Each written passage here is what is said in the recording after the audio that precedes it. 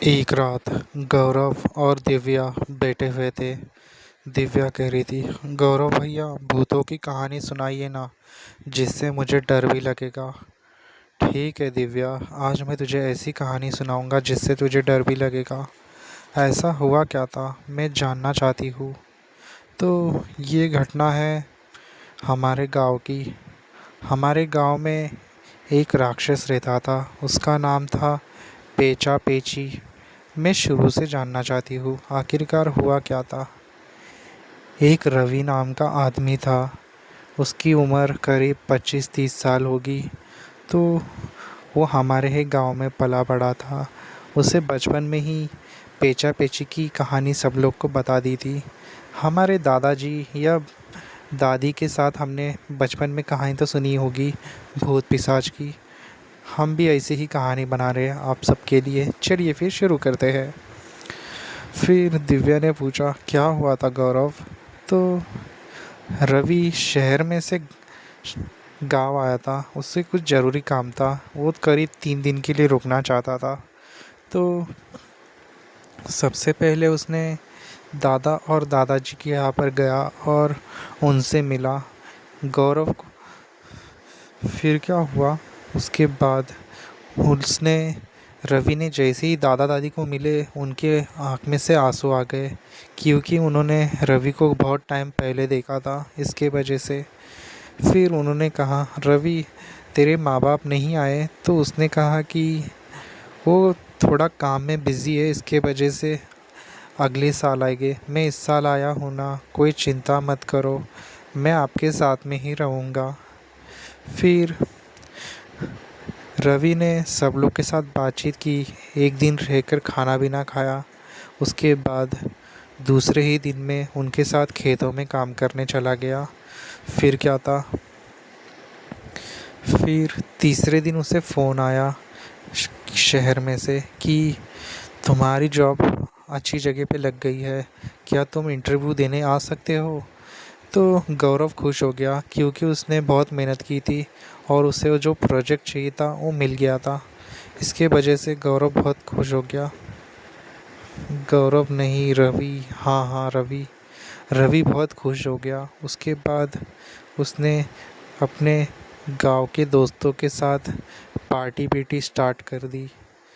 उन्होंने थोड़ी पी रखी हुई थी, इसके वजह से बाकी के दो दोस्त थे, उन्होंने बहुत इन्जॉयमेंट किया, क्योंकि उन रवि की जॉब लग चुकी थी, वो पैसे कमाने वाला था, इसके वजह से वो आगे चला गया था। उसके दोस्त लोग काफ़ी खुश हो गए, क्योंकि उनका दोस्त आगे चला गया, इसके वजह से उन्हें खुशी हो रही थी। फिर क्या था, धीरे धीरे सब लोग उसके साथ एक साथ रहने लग गए। फिर उनमें से एक दोस्त बोला, रवि मुझे घर पर छोड़ने आएगा। फिर रवि ने कहा, कहाँ है घर तेरा। उसने कहा, बस भाई जंगल के यहाँ पर ही है।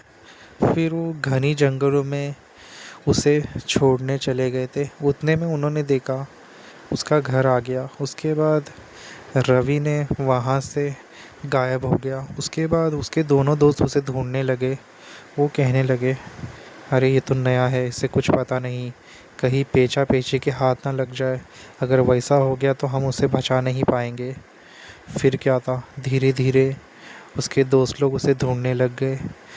फिर रवि अपनी सिगरेट जलाते हुए जंगलों में देखने लगा। वो बहुत कोशिश कर रहा था, पर उसका लाइटर ही नहीं काम कर रहा था। फिर उसने लास्ट टाइम लाइटर ट्राई किया, फिर उसकी सिगरेट जली। सिगरेट का फूँकते फूँकते वो धीरे धीरे आगे चला गया। उसके बाद वहाँ पर बहुत तेज़ हवा आई, जैसे कि कोई पक्षी या कोई गया उसके सामने से। थोड़ी देर के लिए रवि हैरान हो गया। उसे लगा कि ये कौन होगा, कहीं मेरा वहम तो नहीं। उसके बाद वो चलते चलते उसके पीछे ढेर सारी चील की आवाज़ आ रही थी। तो उसने देखा एक चील उसके सामने बैठी हुई थी। उसने कहा कि हाँ, जंगल में तो चील हो ही गई ना। उसके बाद रात के 12 बज चुके थे। रवि के दोस्त उसे ढूंढ रहे थे, पर वो मिल रहा ही नहीं था। उसके बाद फिर क्या हुआ, दिव्या बता रहा हूँ ना, तुम चिंता क्यों कर रही हो। फिर क्या हुआ मुझे जानना है। उसके बाद रवि सिगरेट फूँकते फूँकते आगे चला गया। उतने में बहुत सारी वहाँ पर आँखें दिखाई देने लग गई जो कि लाल कलर की थी। फिर उसकी बहुत ज़ोर से चीख निकली। जो चील थी बहुत ज़ोर से चिल्लाने लग गई। रवि थोड़ा डर गया और उसके पसीने निकलने स्टार्ट हो गए। उसके बाद सारे चील सब एक साथ हो गए और एक बड़ा चील बन गया। फिर रवि के उसे देखकर होश उड़ गए। उसकी आंखें काफ़ी बड़ी थी। वो चील करीब 7 8 9 फीट का था। रवि उसे देखकर हैरान हो गया। उसके मुंह से आवाज़ तलक बंद हो गई। उसके बाद वो चील के दांत और उसका मुंह काफ़ी भयानक लग रहा था। वो उसके ऊपर बहुत ज़ोर से चिल्ला रहा था। ऐसा चिल्लाया कि रवि के कान भी सब फटने लगे। रवि मदद के लिए बुला रहा था पर उसकी आवाज़ सुनने वाला कोई भी नहीं। उसके बाद पेचा पेची एक ज़ोर से चिल्लाया और उसे नाखूनों से मरोड़ने लग गया। रवि की चीख निकलने लग गई। रवि जगह पे ही तड़पने लग गया। उसके बाद पेचा पेची ने उसके बॉडी के ऊपर कई बार वार किए और वो एक चील में बदल गया। उसके बाद धीरे धीरे रवि का दम घुटने लगा। उसका चेहरा पूरा नीला हो गया था।